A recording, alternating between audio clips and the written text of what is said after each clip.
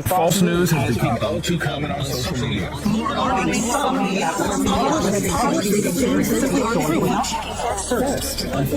some members of the media push their own personal bias and agenda to control exactly what people think, and this is extremely dangerous to our democracy.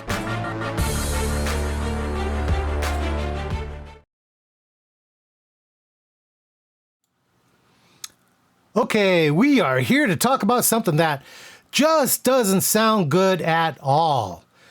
We're talking about President Biden given the green light for Ukraine to utilize long-range missiles and attack the Russian military within the Russian lines, behind the Russian lines. So, you know, this is not good. And the reason why Russia has the biggest problem with it is the fact that they're using American missiles. They're going to be firing American missiles into Russian territory. Let's see what comes about of this thing. This is scary, guys. A Fox News alert and President Biden with a major policy shift on the war in Ukraine. For the first time, he's giving Ukraine the green light to strike deep inside Russia with U.S.-supplied long-range missiles. Good evening. I'm John Scott, and this is the Fox Report.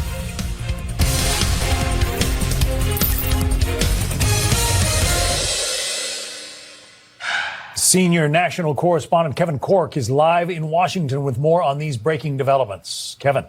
Evening from Washington, John. The decision allowing Ukraine to use the Army tactical missile system for attacks deeper into Russia comes as thousands of North Korean troops have been sent into a region along Ukraine's northern border in an effort to help Russia retake ground there. This also is coming amid growing concerns from Kyiv that once in office, President-elect Trump will move to reduce or possibly even end continued financial and military support by the United States.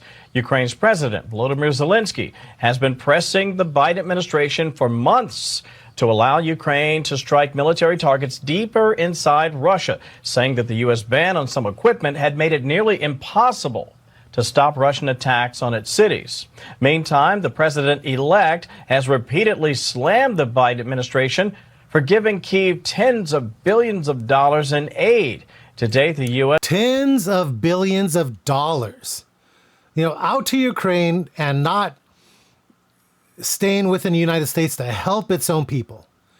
What was this Biden administration doing? And is the big man getting his 10%? That's all I want to know. Is said to have provided more than $56.2 billion in security assistance. And by the way, it's a big guy. Since Russian forces invaded back in February of 2022. Now, as you can well imagine, John, the debate over whether and or how much U.S. security support should be offered to Ukraine remains a major source of disagreement among Ukraine supporters and NATO allies, most of whom, as you know, don't have nearly as much financial skin in the game as does the U.S. It's a debate that will continue to be ongoing, John. All right, Kevin Corke in Washington. Kevin, thank you. For more on this U.S. decision to allow Ukraine to use American long-range missiles in Russia, let's bring in retired U.S. Air Force Brigadier General John Teichert. He also served as Assistant Deputy Undersecretary of the Air Force. So, General Teichert, what do you make of this decision, and will it change things on the battlefield for Ukraine? John, it is a good move in the short term, but unfortunately, it's a bit of the same cycle from the Biden administration where products or permissions have been given to the Ukrainians far too late to actually be productive. There is a benefit to pushing back the sanctuary that Russian offensive enjoys now, where they know they will not be struck, and to make logistical lines more difficult.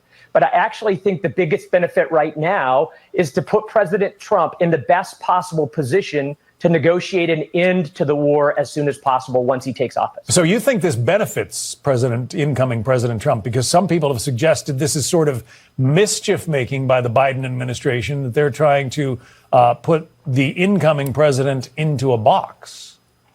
The best way that President Trump will be in a strong position to help negotiate an end to the war is if Ukraine is in a good position and it is strong in its negotiating position to convince Putin that it's in his best interest to stop And that means, at least in the short term, a strong Ukraine and the products and the permissions given to him by the United States.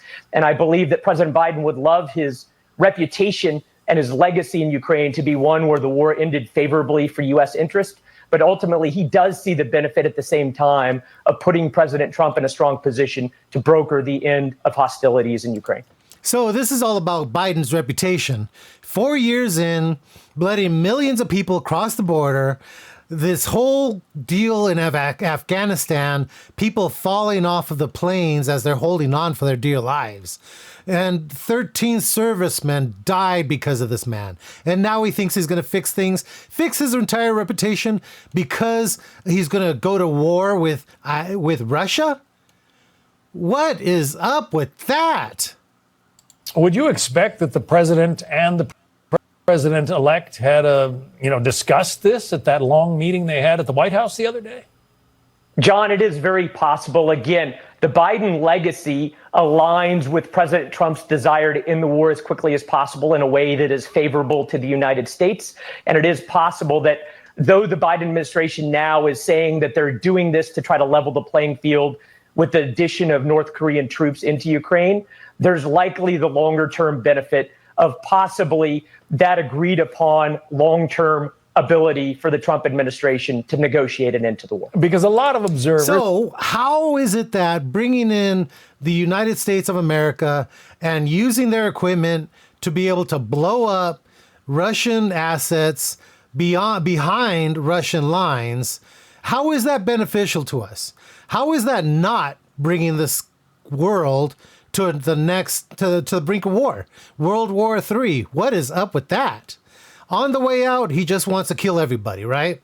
It's no secret, have said that President-elect Trump does not want to provide the same level of support to Ukraine that the Biden administration does. So you think that in this particular circumstance, in this decision, President Biden is making a move that benefits the incoming administration?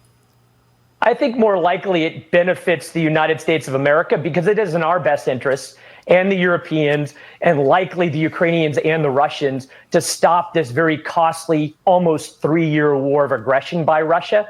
And the best way to do that is to convince Putin that the United States has provided Ukraine and put them in a strong negotiating position to allow President Trump to end the war as quickly as possible. Only thing about this is the fact that Putin, I believe, respects Trump. Reason why I say that is because Putin is a man who we've all seen him, photos of the man, actually a video of the man, horseback riding shirtless. The G6 made fun of him. They ridiculed him because of it. All he was doing was just flexing. And what do we have? We have ourselves a leader of the United States of America who took a headshot and survived. That Trump's riding any horse shirtless, that's for sure. And Putin knows this. Putin respects that in Trump. Putin saw him when he yelled, "Fight, fight, fight," and he knew Trump was not one to mess with. So with these longer range missiles, Russian air assets, for instance, that have been able to be parked a few hundred miles from the front, those are now going to be within range of Ukraine. It pushes them back farther, and it makes it less likely, or makes it more difficult, I should say, for Ukraine and for Russia to use those glide bombs that have been doing so much damage, for instance. John, it is a huge benefit in warfare when you have a sanctuary where the adversary cannot attack. And unfortunately, because of U.S. policy for the last 2.5 years, Russia has enjoyed a large amount of sanctuary in knowing that they can attack from positions that Ukraine cannot strike because we will not let them. And now opening up Ukrainian permissions and backing off those sanctuary locations does give an advantage to Ukraine at the tactical, operational, and strategic levels. It will be fascinating to see what fruit comes out of this decision by the Biden administration. Retired U.S. Air Force Brigadier General John Teichert. General, thank you. Thanks, John. No comment yet from President-elect Trump's team on this latest change in policy. I hope that Trump just steps up and says, what the hell is Biden doing? Why? Toward Ukraine. Bill Malhusian is live in West Palm Beach, Florida, with more on that and on Trump's triumphant return to Madison Square Garden last night. Bill.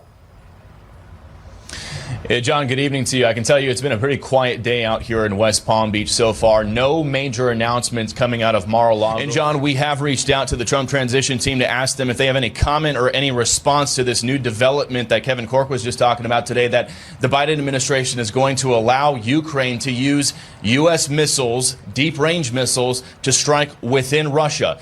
So far, we have not heard back from the Trump team. We haven't seen any reaction from them yet. But as you can imagine, that is a policy change that could have significant impacts on this incoming administration. We'll send them. Absolutely, not just to the incoming registration, Trump, but the thing about it is that this could be dire straits for the world. You know, Russia has made it very clear that if American missiles are shot into Russian territory, that they have all right to use nuclear arsenal, dig into their nuclear arsenal, to fire nuclear missiles into Ukraine, and also declaration of war against the United States of America. Just because of this one stupid move on Biden's part. Why? Back to you. Bill Malhusian in West Palm Beach, Florida. Bill, thank you. For more on President Biden greenlighting Ukraine, firing U.S.-supplied long-range missiles into Russia, let's bring in South Dakota Republican Senator Mike Rounds. He sits on the Senate's Armed Services as well as Intelligence Committees. Senator, good evening. Thanks for joining us. Give us your take on this decision by the Biden administration and the president himself. Well, thanks for the opportunity to visit with you this evening. Look, this is just simply too late in the game. It should have been done a long time ago, but the Biden administration has been slow-walking a lot of the aid that's been authorized in a bipartisan fashion from Congress since the beginning. And unfortunately, one item that you mentioned earlier in your broadcast today, you indicated that a number of the long-range weapon systems that Russia was using, the bombers, the glide bombs and so forth, they're probably out of range of the ATACMS at this point. We've given them enough time. They probably removed those back beyond the 200-mile range. That's unfortunate. But what this does do, in my opinion, is provide an opportunity for more negotiating points on behalf of the incoming administration. I think the fact that Biden has allowed this to happen now with the limited resources that Ukraine does have left with regard to these ATACMS, at least it will make Russia think twice about the amount of damage that could be done in the Kursk region. And I suspect that that may very well be the area in which they've been given permission to use the ATACMS, the long-range weapon systems. Well, Vladimir Putin has been stomping his feet and saying that a decision like this would bring on, terrible consequences for the United States and for Ukraine. Do you think he's bluffing? I think he's going to do the best to be the bully whenever he can. But I think the fact that his folks right now have not shown themselves to be exactly the best military team, and they found out that Ukraine is truly a separate country and that they want their freedom. America has had a history of backing people that want to be free. Mr. Putin clearly has nuclear weapons. He has continued to threaten to use those nuclear weapons, but he also understands that if he were to ever use the nuclear weapons, his administration, his time would be very, very limited.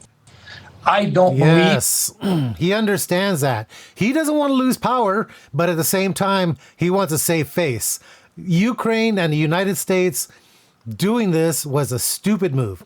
We've got another 2 months for Trump to step in office, his administration to take over, and that's all that should have been done. Because Russia, Putin has already made it very clear that there's going to be a change of guard here. And I know that he respects his man. I get it. He has made it very clear that he does. And it's not a matter of either one of these two men bowing down to each other, but there is a mutual respect. And you've got to respect somebody who has the ability to launch nuclear missiles. You don't just keep poking the bear. That he would use them. But nonetheless, we have to be prepared for that possibility. I think that's one of the reasons why President Biden has been hesitant to do so.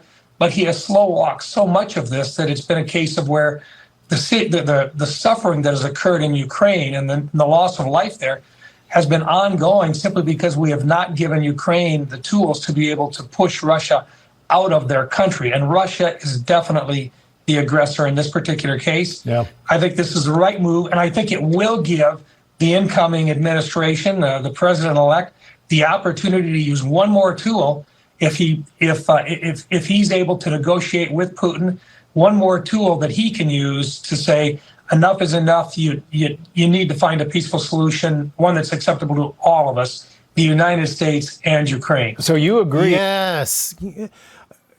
Trump has made a speech the other day talking about peace, bringing peace to the world. He gave us 4 years of no new wars. He's the only president who's done that in decades. So why would you start this up and escalate this war just before you walk out the door? Why? With General Teichert, then, that this actually puts the Trump administration in a better position as they take power. I do. And in fact, I was rather surprised to hear just how much he had to say about it. And I couldn't agree more with what he was talking about. The one area that I disagreed with is that I don't think we'll be able to stop the glide bombs, because I suspect with the length of time it took the Biden administration to come around and to allow Ukraine to use these, most of those systems have probably been moved out of the 200-mile range that the attack. Yes. A Fox News alert and President. Absolutely. You know what? Russia is not stupid. Putin is not dumb. His advisors might be, but at the same time, he is the man calling the shots. And fact of the matter is that he understands that he cannot push that nuclear button. He cannot do that because then his time is over with. He doesn't want to step aside. He wants to continue his reign in Russia. But at the same time, why is the United States doing this?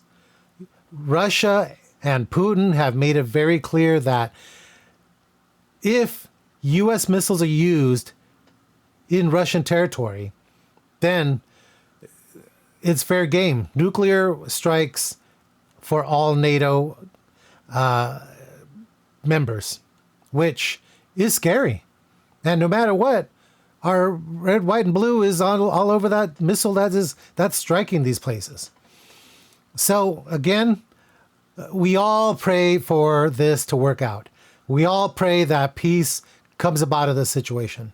We all pray that this siphon of money just stops going in that direction, because tens of billions of dollars have been sent over there to that country, when in the United States of America, we have homeless. We have ourselves immigrants, illegals who have infiltrated this country and are just killing this country.